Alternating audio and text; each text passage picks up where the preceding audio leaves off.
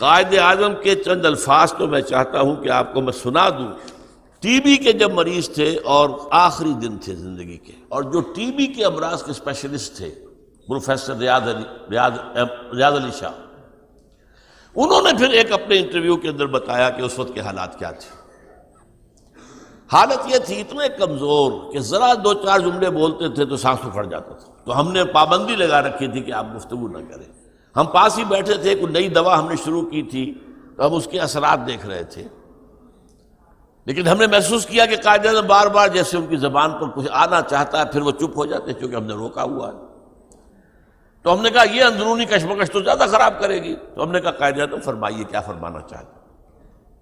اب یہ جو فرمایا ہے وہ سن لیجئے۔ تم جانتے ہو جب مجھے یہ احساس ہوتا ہے کہ پاکستان بن چکا ہے تو میری روح کو کس قدر اطمینان ہوتا ہے۔ یہ مشکل کام تھا اور میں اکیلا اسے کبھی نہیں کر سکتا تھا۔ میرا ایمان ہے کہ یہ رسول خدا صلی اللہ علیہ وسلم کا روحانی فیض ہے کہ پاکستان وجود میں آیا۔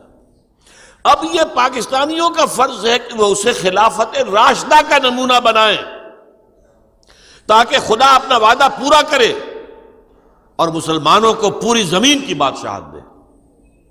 میں حیران ہوتا ہوں کہ قائد اعظم کے علم میں وہ احادیث تھیں جن میں حضور نے خبر دی ہے کہ قیامت سے قبل پوری دنیا میں اسلام کا نظام قائم ہوگا، اور بھی دور فلک ہیں ابھی آنے والے، ناز اتنا نہ کریں ہم کو ستانے والے۔ tables will be turned، اور غلبہ بالآخر اسلام کا ہوگا، اور اسی غلبے کا نقطہ آغاز پاکستان شمار ہوگا تاریخ کے اندر۔ چمن کے مالی اگر بنا لے موافق اپنا شعار، اب بھی چمن میں آ سکتی ہے پلٹ کر چمن سے روٹھی بہار اب بھی۔